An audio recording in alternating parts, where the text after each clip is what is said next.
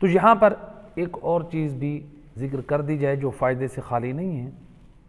آج کل بعض لوگوں کو یہ شکایت ہے، اکثر لوگ، بھئی ہمیں اولاد نہیں ہو رہی ہے، یا بعض لوگوں کو شکایت ہے کہ ہمارے ہاں بیٹا نہیں ہو رہا ہے، شکایت ہے۔ یہی شکایت لوگ لے کر جاتے تھے ائمہ خدا علیہ الصلوۃ والسلام کی خدمت میں کہ مولا فرزند رسول ہم مریض ہیں، بیمار ہیں، ہمارے لیے کوئی نسخہ تعلیم فرمائیں کہ ہم کیا استعمال کریں جس کی وجہ سے اللہ تعالی ہمیں صاحب اولاد کر دے۔ ائمہ خدا کے پاس جاتے تھے تو معصومین اس کا بہترین حل بتاتے تھے۔ اب یہی ہمارے لیے بہترین نمونہ عمل ہے۔ معصوم کے زمانے میں جاتے تھے لوگ، یا تو امام سے دعا کرواتے تھے۔ امام کس سے دعا کرتے تھے؟ اللہ سے۔ امام اللہ سے دعا کرتے تھے کہ اے بار الہ اس کو فرزند عطا فرما۔ ہمارے شیخ صدوق رحمۃ اللہ علیہ بہت بڑے عظیم محدث عالم گزرے ہیں، تو جو کس سے پیدا ہوئے؟ امام زمانہ علیہ الصلوۃ والسلام نے دعا دی تھی ان کے والد کو، اللہ تجھے فرزند عطا فرمائے۔ آپ نے دعا کی، کہا اللہ تجھے فرزند عطا کرے گا جو مذہب و ملت کے خدمت گزار ہوں گے، جن میں سے 2 فقیہ بنے اور ایک اپنے زمانے کا زاہد بنا۔ یہ شیخ صدوق وہ عالم دین ہیں، انہوں نے وہ کتابیں تالیف کی ہیں مذہب آل محمد کی۔ آج تک ہمارے فقہا اگر ان کی کتابوں کو جب تک پڑھ نہ لیں اس وقت تک مذہب امام جعفر صادق کی فقہ کا فتویٰ نہیں دیتے۔ یہ ہیں ہمارے علماء جو امام زمانہ علیہ السلام کی دعا سے پیدا ہو رہے ہیں۔ تو امام نے دعا دی ہے نا، دعا کی ہے اللہ سے، اور اللہ نے اس دعا کے صدقے میں فرزند عطا کیا۔ تو لہٰذا لوگوں کی شکایت ہے، لوگ کہتے ہیں کہ ہمیں اولاد نہیں ہو رہی، یہی شکایت لوگ ائمہ خدا علیہ الصلوۃ والسلام کے پاس لے کر جاتے تھے۔ ایک شخص آیا امام محمد باقر علیہ الصلوۃ والسلام، اللہم صلی علی، آ کر کہتے ہیں مولا میری اولاد نہیں ہو رہی ہے، میں بہت پریشان ہوں، مجھے کوئی ایسا عمل بتائیں جس سے میں صاحب اولاد ہو جاؤں۔ امام علیہ الصلوۃ والسلام نے فرمایا ہر صبح اور ہر شام کو 70 مرتبہ پڑھ سبحان اللہ، یعنی صبح کو بھی اور شام کو بھی، ہر روز 2 ٹائم، صبح کو بھی پڑھنا ہے 70 مرتبہ سبحان اللہ، اور شام کو بھی پڑھنا ہے سبحان اللہ 70 مرتبہ، 70 مرتبہ، صبح کو 70 مرتبہ سبحان اللہ اور شام کو بھی 70 مرتبہ سبحان اللہ۔ پھر اس کے بعد امام علیہ الصلوۃ والسلام فرماتے ہیں 10 مرتبہ پڑھ استغفر اللہ ربی واتوب الیہ۔ جو مقدار امام نے بتائی ہے اسی مقدار پہ عمل کرنا ہے، یعنی ہم اپنی طرف سے ایک بھی زیادہ نہیں کر سکتے، نہ کم کر سکتے ہیں۔ جو خزانہ امام بتا رہے ہیں اس خزانے پہ ہم نے عمل کرنا ہے۔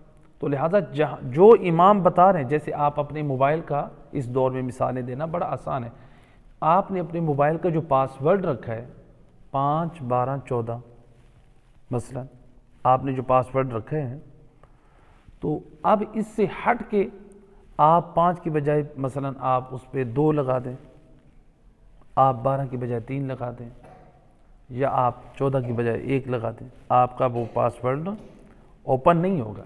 تو لہٰذا جو پاس ورڈ ہے وہی اسی کو استعمال کریں گے تو آپ کا موبائل اوپن ہوگا، ایسے کہ نہیں؟ امام علیہ السلام ائمہ خدا نے جو نسخے بتائے ہیں، تسبیحات کا عدد معین کیے، وہ آپ اس کے مطابق انجام دیں گے تب وہ پورا فائدہ حاصل ہوگا۔ تو لہٰذا امام فرماتے ہیں 70 مرتبہ صبح کو، 70 مرتبہ شام کو پڑھو سبحان اللہ، اور 10 مرتبہ پڑھو استغفر اللہ ربی واتوب الیہ۔ امام علیہ الصلوۃ والسلام اس کے بعد فرماتے ہیں کہ جب یہ تم مکمل کر لو تو پھر فرمایا کہ ایک صلوات پڑھے محمد علیہ وسلم۔ یہ 10 مرتبہ جب ہم پڑھ لیں گے استغفر اللہ ربی واتوب الیہ، اس کے بعد امام فرماتے ہیں پھر 9 مرتبہ پڑھو سبحان اللہ، دوبارہ پڑھو استغفر اللہ ربی واتوب الیہ۔ کتنی دفعہ پڑھنا ہے؟ 10 مرتبہ۔ 9 مرتبہ پڑھنا ہے سبحان اللہ، امام فرماتے ہیں پھر ایک مرتبہ پڑھنا ہے استغفر اللہ ربی واتوب الیہ، تو گویا یہ بھی اس طرح 10 مرتبہ ہو جائے گا۔ شروع میں صبح اور شام، یعنی صبح کو بھی اور شام کو بھی، یعنی دن میں 2 مرتبہ یہ عمل کرنا ہے۔ کیا عمل کرنا ہے؟ صبح اور شام سب سے پہلے 70 مرتبہ پڑھنا ہے سبحان اللہ، 10 مرتبہ پڑھنا ہے استغفر اللہ ربی واتوب الیہ، 9 مرتبہ پڑھنا ہے سبحان اللہ، 1 مرتبہ پڑھنا ہے استغفر اللہ ربی واتوب الیہ۔ راوی کہتا ہے امام نے جب یہ تعلیم دیا تو جتنے لوگوں کو میں نے تعلیم دی، اللہ نے اس عمل کی بدولت، اس عمل کے صدقے میں اللہ نے ہر ایک پڑھنے والے کو کثیر اولاد عطا فرمائی۔ تو یہ ائمہ خدا علیہ الصلوۃ والسلام کے گھرانے سے یہ نسخہ ملا ہے۔ تو البتہ اگرچہ بعض روایات میں معصوم نے فرمایا کہ ہر روز 100 مرتبہ استغفر اللہ ربی واتوب الیہ بھی پڑھنا چاہیے، رسول اللہ بھی پڑھتے تھے، تو وہ اگر کوئی 100 مرتبہ پڑھنا چاہتا ہے تو وہ اس عمل سے ہٹ کے انجام دے، لیکن اس عمل میں جو استغفر اللہ ربی واتوب الیہ وہ ہم نے عدد بیان کر دیا کہ وہ پہلے 10 مرتبہ ہے اور پھر 1 مرتبہ ہے۔ تو لہٰذا یہ پہلا عمل ہے جو امام علیہ الصلوۃ والسلام نے ذکر کے اعتبار سے بتایا۔ تو اچھا یہاں پر ایک اور بات، بعض لوگ کہتے ہیں کہ قبلہ ہم بھول جاتے ہیں، کسی دن ہم عمل انجام نہیں دے پاتے تو ہم کیا کریں پھر؟ اس کا جواب امام جعفر صادق علیہ الصلوۃ والسلام، اللہم صلی علی محمد وعلی، امام فرماتے ہیں اگر کوئی یہ روزانہ کا عمل کر رہا ہے، کوئی بھی عمل جو معصومین کا بتایا ہوا ہے آپ کر رہے ہیں، امام فرماتے ہیں اگر کوئی بندہ بھول جاتا ہے تو دوسرے دن اس کی قضا کر لیں، یعنی اس عمل کو آپ ڈبل انجام دے دیں۔ اگر آپ کو شام کو یاد ہے آپ شام کو بھی انجام دے سکتے ہیں، یعنی اس دن آپ کو مثال کے طور پہ آپ نے کوئی ذکر فرسٹ ٹائم، آپ ویسے تو آپ نے فرسٹ ٹائم اور شام کو کرنا ہے، صبح اور شام کو کرنا ہے، تو دوسرے دن پھر آپ اس کی قضا کر لیں، تو بہرحال دوسرے دن اس کی صبح اور شام کو قضا ہو جائے گی۔ اب یہاں پر ایک اور جو ہمارے پاس عمل ہے معصومین کی طرف سے، تو لہٰذا اس جو روایت میں ذکر ہوا نا کہ دوسرے دن قضا کر لیں، تو اس کا مطلب ہے صبح اور شام کو ہی قضا کرنی ہے، ہم کسی اور وقت میں نہیں کر سکتے، یعنی دوسرے دن جو قضا کریں گے اس کو ڈبل انجام دیں۔ تو یہاں پر ایک اور روایت ہے امام حسن مجتبی علیہ الصلوۃ والسلام، اللہم صلی علی محمد، ایک شخص نے کہا کہ مولا یعنی میرے ہاں اولاد نہیں ہو رہی ہے، تو امام علیہ الصلوۃ والسلام نے فرمایا جو شخص زیادہ اولاد چاہتا ہے وہ کثرت سے استغفار کرے، کثرت سے استغفار کرے۔ تو روایت ہے کہ ایک شخص نے امام محمد تقی علیہ الصلوۃ والسلام کو، اللہم صلی علی، امام کو خط لکھا، مولا مجھ پہ بہت زیادہ قرض ہے اور بہت زیادہ قرض ہے۔ امام علیہ السلام نے فرمایا کثرت سے استغفار پڑھ اور سورہ انا انزلنا کو کثرت سے پڑھ، تو استغفار کے بہت فائدے ہیں، قرض بھی ادا ہوتا ہے اور اولاد بھی ہوتی ہے، گھر میں خوشحالی آتی ہے۔ روایت ہے کہ اچھا یہ تھا ذکر پڑھنے کے اعتبار سے جو صاحب اولاد کے لیے، لیکن ہمارے پاس روایت امام موسیٰ کاظم علیہ الصلوۃ والسلام، اللہم صلی علی، امام علیہ الصلوۃ والسلام سے کسی نے آ کر ذکر کیا کہ وہ شخص اولاد پیدا نہیں ہو رہی، اس کے سپرم جو ہے یعنی جراثیم اس کے ویک ہے، کمزور ہے۔ امام علیہ السلام نے فرمایا کہ شہد دودھ میں ملا کر پیے، جو شخص شہد کو دودھ میں ملا کر پیے رات کو 1 گلاس، تو اللہ تعالیٰ اس کو بھی صاحب اولاد کر دے گا۔ تو البتہ شہد دودھ میں ملا کر پینا یعنی یہ عورت اور مرد دونوں استعمال کریں، تو دودھ میں معصومین نے جو تاکید کی ہے وہ ہے گائے کا دودھ، اور شہد میں آپ دیکھ لیں اگر شہد آپ کو اصلی جو چھوٹے والا مل جاتا ہے تو وہ سب سے افضل اور بہتر ہے، تو اس کو استعمال کریں۔ اور اس کے بعد امام علیہ الصلوۃ والسلام نے ایک اور حدیث میں فرمایا جس شخص کو اولاد نہ ہو رہی ہو، امام فرماتے اس کو چاہیے کہ مرغی کا انڈا سفید پیاز میں پکا کر استعمال کرے، یعنی اگر اس میں زیتون کے تیل میں پکائے تو یہ زیادہ بہتر ہے، افضل ہے۔ کس کو؟ مرغی کے انڈے کو سفید پیاز میں۔ تو مرغی جو ہے وہ یعنی جو گھروں میں ہوتی ہے دیسی مرغی ہو، تو وہ انڈا سفید پیاز میں پکا کر استعمال کرنے سے اولاد زیادہ بھی ہوتی ہے، اور جس کے ہاں اولاد نہیں ہے اس کو بھی اولاد ہوتی ہے۔ تو یہ اس سے انسان کے جراثیم جو ہے قوی ہوتے ہیں۔ تو دیسی مرغی کے اپنے انڈے کے فوائد ہیں۔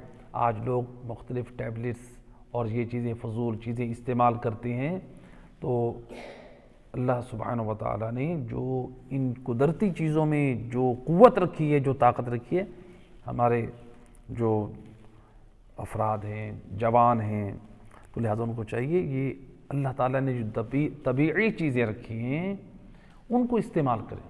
دیسی انڈے میں اللہ نے ایک طاقت رکھی ہے، معصومین نے اس کی بہت زیادہ تاکید کی ہے، دیسی انڈے کا زیادہ استعمال کریں، تو جو انسان کے لیے شادی شدہ افراد کے لیے مفید ہے، تو اس میں زیادہ اولاد بھی ہوتی ہے، جو معصومین علیہ الصلوۃ والسلام کی طرف سے تاکید ہے۔ تو بہرحال یہ تھا امام نے نسخہ عمل تعلیم دیا کہ جس کے ہاں اولاد نہ ہو رہی ہے وہ کیا چیز استعمال کرے۔ اب ہمارے پاس ایک اور روایت ہے، ایک مل کے صلوات پڑھے محمد و اہل بیت اللہم صلی علی محمد۔ امام علی رضا علیہ السلام کی خدمت میں ایک شخص آیا، آ کر کہتا ہے یبن رسول اللہ، میں مریض ہوں، میری اولاد نہیں ہو رہی ہے۔ اس کا مطلب ہے یہ شخص کسی حکیم کے پاس گیا اپنے زمانے میں، یعنی اولاد کافی عرصے سے نہیں ہو رہی ہے، جراثیم اس کے ویک ہیں اور اولاد نہیں ہو رہی ہے۔ آ کر کہتا ہے مولا مجھے کوئی ایسا عمل تعلیم دیں، کوئی ایسا جو ہے علاج بتائیں جس سے میں صاحب اولاد ہو جاؤں۔ امام علیہ السلام نے فرمایا کہ تو اپنے گھر جا کے ان ترفع صوتک بالآذان فی منزلک، امام علیہ السلام فرماتے ہیں اپنے گھر میں جا کے بلند آواز سے آذان دے۔ تو صرف ایک مرتبہ تو یہ ہے کہ ہم آذان دیتے ہیں نماز کے لیے، مستحب ہے، اس کی بہت زیادہ تاکید ہے۔ امام جعفر صادق علیہ السلام اللہم صلی علی محمد وعلی محمد، امام فرماتے ہیں جو شخص ہر نماز سے پہلے اذان اور اقامت دے کے نماز پڑھتا ہے، اس مومن کے پیچھے، وہ فرادہ نماز پڑھ رہا ہوتا ہے، اس کے پیچھے 2 صفیں فرشتوں کی نماز با جماعت پڑھتی ہیں۔ یہ مومن کی عظمت اور شان اس کی جو اذان اور اقامت دیتا ہے۔ لیکن جو بندہ 2 نمازیں اکٹھی پڑھے، جیسے ظہر اور عصر کی پڑھتے ہیں، اور ان کے درمیان نافلہ نہ پڑھیں اور ان کے درمیان زیادہ فاصلہ بھی نہ ہو، تو پھر آیت اللہ سیستانی اور آیت اللہ سعید الحکیم بعض فقہا فرماتے احتیاط واجب ہے کہ پھر آپ پہلی نماز کے لیے صرف اذان اور اقامت دے سکتے ہیں، دوسری کے لیے صرف اقامت دیں۔ تو اذان آپ نے ایک دینی ہے جب 2 نمازیں اکٹھی کر کے پڑھنے لگیں۔ تو بہر ضمناً یہ مسئلہ آ گیا۔ تو یہ اذان کبھی کبھار گھر میں دینا مصیبتوں کو دفع کرنے کے لیے بہت مفید ہے، اور اولاد کو طلب کرنے کے لیے اذان کو دینا چاہیے، جو خود امام علیہ السلام اس کی سفارش فرما رہے ہیں۔ تو اس نے جا کر یہ عمل شروع کیا، اپنے گھر میں یہ اذان دیتا ہے۔ راوی کہتا ہے فَفَعَلْتُ، میں نے امام کے حکم پر عمل کیا، میں نے اپنے گھر میں اذان دی۔ فَأَذْهَبَ اللَّهُ عَنِّي سُقْمِي وَقَصُرَ وَلَدِي، اللہ نے اس اذان کی برکت کے صدقے میں میرے اس مرض کو دور کر دیا اور مجھے کثرت اولاد عطا کر دی۔ تو یعنی